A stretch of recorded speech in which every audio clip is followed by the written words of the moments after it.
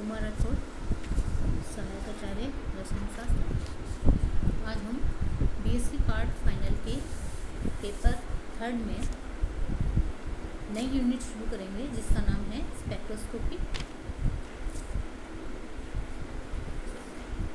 आज first lecture में हम इसके इंट्रोडक्शन, इनकी स्पेक्ट्रम और इलेक्ट्रोमैग्नेटिक स्पेक्ट्रम के बारे में डिस्कशन करेंगे। तो हमारा जो कंटेंट है इंट्रोडक्शन, स्पेक्ट्रम और इलेक्ट्रोमैग्नेटिक स्पेक्ट्रम। सबसे पहले हम देखते हैं इसका इंट्रोडक्शन।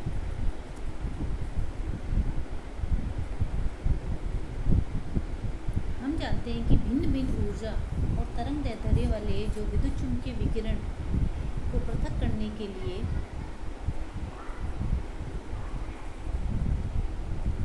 जो चित्र हम लेते हैं उसको कहते हैं स्पेक्ट्रम। एक प्रिज्म द्वारा श्वेत प्रकाश के 7 रंगों को पृथक पृथक करके उनका लिया गया चित्र स्पेक्ट्रम का सरलतम एग्जाम्पल है। श्वेत स्पेक्ट्रम शब्द की उत्पत्ति वस्तुतः श्वेत स्पेक्ट्रम के विभक्त हुई 7 रंगों की पट्टी से होती है। श्वेत प्रकाश वस्तुतः 7 रंगों से मिलकर बना होता है। प्रत्येक रंग के विकिरण की तरंग दैर्ध्य हमारे पास भिन्न भिन्न होती है।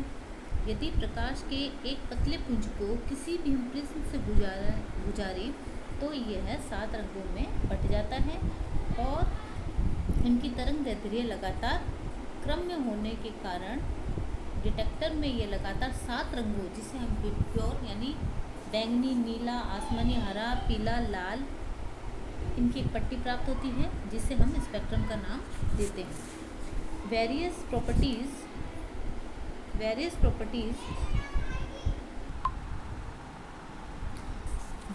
properties like surface tension, viscosity, refractive index, dipole moment, etc. are used to determine the structure of chemical compounds. But in recent years, a more accurate technique, spectroscopy, is being used for this purpose.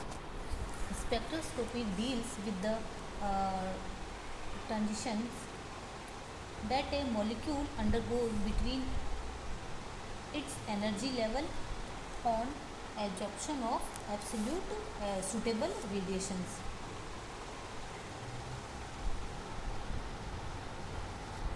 अब हम देखते हैं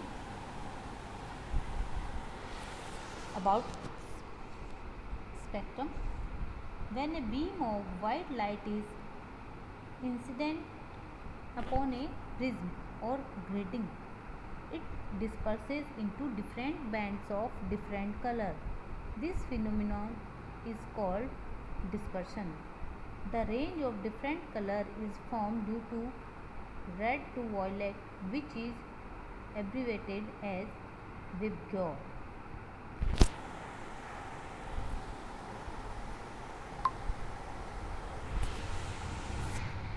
Formation of this series of band is known as spectrum. More accurately, it is called visible spectrum. Thus, formation of spectrum is analysis and thus getting the information about a molecule comes under spectroscopy. In fact, other form of electromagnetic radiation like X-ray, gamma ray, UV ray, IR, cosmetic wave are also found in addition to visible radiation.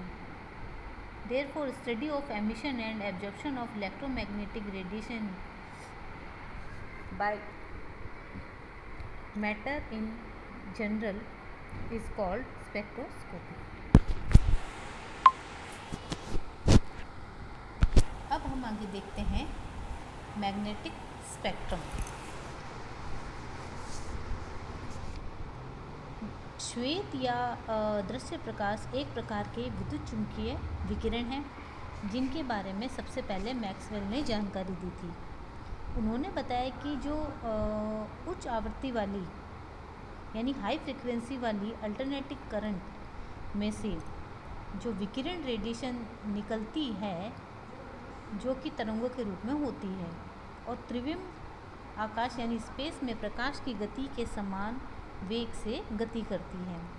Maxwell ने इन किरणों को विद्युत चुंबकीय तरंगें या विद्युत चुंबकीय विकिरण यानी इलेक्ट्रोमैग्नेटिक वेव्स और इलेक्ट्रोमैग्नेटिक रेडिएशन कहा। इन किरणों के नाम में विद्युत चुंबकीय शब्द इसलिए जुड़ा हुआ है क्योंकि इधर उधर दोलन की भांति गति करते हुए आवेशित कण या चुंबक से भी इसी प्रकार के विकिरण प्राप्त किए जा सकते हैं। एक जो हमारे पास विद्युत चुंबकीय तरंग में एक दूसरे के लंबवत दोलन करते हुए, जैसे कि इस डायग्राम में विद्युत तथा चुंबकीय क्षेत्र होते हैं। ये देखिए, ये विद्युत और चुंबकीय क्षेत्र होते हैं तथा ये दोनों तरंग की दिशा के लंबवत भी होते हैं।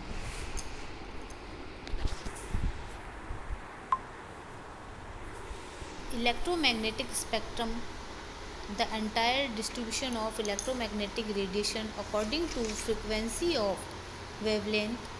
Although all electromagnetic waves travel at the speed of light in vacuum, they do so at a wide range of frequencies, wavelengths and photon energies. The electromagnetic spectrum comprises the span of all electromagnetic radiation and consists of many sub-ranges commonly referred to as portion, as such as visible light or ultraviolet radiation. The various portions bear different names based on different in behavior in emission, transmission and absorption of the corresponding waves, and also based on their different practical application. There are no precise accepted boundaries between any of these contiguous portions, so the range tend to overlap.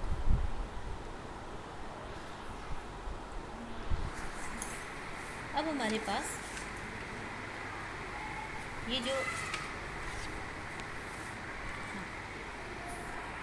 Electromagnetic radiation are classified according to their wavelength, frequency और energy associated with them. The arrangement of radiation thus obtained is called electromagnetic spectrum or complete spectrum.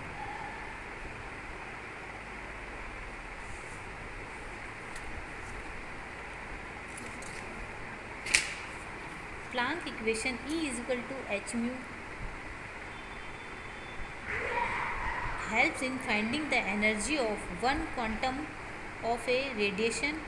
A radiation having low wavelength or high frequency will have high energy. Thus, gamma have higher energy than radio waves, and violet radiation have higher energy than red radiations in visible spectrum. अब हम ये table देखते हैं जिसमें electromagnetic जो spectrum है इसकी जो रेंज है उनकी रेंज दे रखी, जैसे कि सबसे पहले हमारे पास है टाइप ऑफ मैग्नेटिक रेडिएशन, फिर है वेवलेंथ, उनकी फ्रिक्वेंसीज है, एनर्जी है और इम्पॉर्टेंट एप्लीकेशन है। सबसे पहले हमारे पास कॉस्मेटिक जो रेज हैं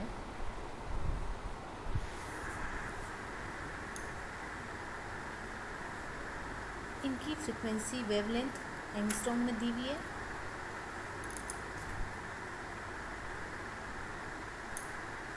जो कि 10 की पावर -2 से कम होगी और ये फ्रिक्वेंसी 10 की पावर माइनस 10 की पावर 20 और एनर्जी जो रेंज है वो 10 की पावर 7। एक दूसरा एग्जांपल लेते हैं, जैसे कि हमारे पास है गामा रेज। इनकी जो वेवलेंथ है 10 की पावर -2 से 10 की पावर 1 तक रहती है, और जो फ्रीक्वेंसी की रेंज है इनकी वो है 10 की पावर 20 से 10 की पावर 17 साइकिल पर सेकेंड। एनर्जी जो कि हमारे ईवी में है 10 की पावर 7 से 10 की पावर 5। और ये हमारे पास इसकी जो इम्पोर्टेंट एप्लीकेशन है ट्रीटमेंट ऑफ कैंसर के फील्ड में है। इसी प्रकार जो हमारे पास एक्स रेज है उनकी वेवलेंथ है 10 की पावर 1 से 10 की पावर 3 एंगस्ट्रॉम। इसकी जो फ्रीक्वेंसी है 10 की पावर 18 से 10 की पावर 15 साइकिल पर सेकेंड। एनर्जी जो रेंज है 10 की पावर 5 से 10 की पावर 3 ईवी, और इसका उपयोग क्रिस्टलोग्राफी की स्टडी में किया जाता है। हमारे पास जो यूवी रेंज है 10 की पावर 3 से 4 इंटू 10 की पावर 3 एंगस्ट्रॉम। जो फ्रीक्वेंसी रेंज है 10 की पावर 16 से 7.5 इंटू 10 की पावर 14 साइकिल पर सेकेंड। और जो हमारे पास एनर्जी है इसकी ईवी में 10 की पावर 3 से 5 के बीच में है। यह है हमारे पास मॉलिक्यूलर स्ट्रक्चर की स्टडी में काम आती है। इसी प्रकार जो हमारे पास विजिबल रेंज है वो है हमारे पास 4 इंटू 10 की पावर 3 से 8 इंटू 10 की पावर 3, और जो फ्रिक्वेंसी हमारे पास 7.5 से 3.8 10 की पावर 14 साइकिल पर सेकेंड। और जो एनर्जी है 5 से 1.5 ईवी, और जो मेन इसकी इम्पोर्टेंट एप्लीकेशन है ह्यूमन विज़न। यह ह्यूमन विज़न में काम आएगी। और इसी प्रकार हमारे पास IR है जिसका उपयोग मॉलिक्यूलर स्ट्रक्चर की स्टडी में किया जाता है। माइक्रोवेव है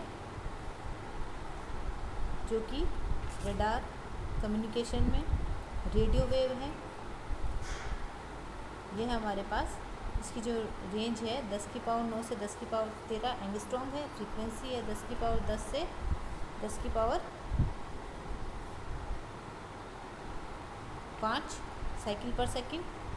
और जो एनर्जी है हमारे पास 10 की पावर -3 से 10 की पावर -7 ईवी। और इसका है ये कि लॉन्ग डिस्टेंस कम्युनिकेशन है, टीवी है, इस क्षेत्र में इनकी उपयोगिता है। इस प्रकार हमारे पास ये इलेक्ट्रोमैग्नेटिक स्पेक्ट्रम है, उनका रीज़न है। Thank you, have a nice day.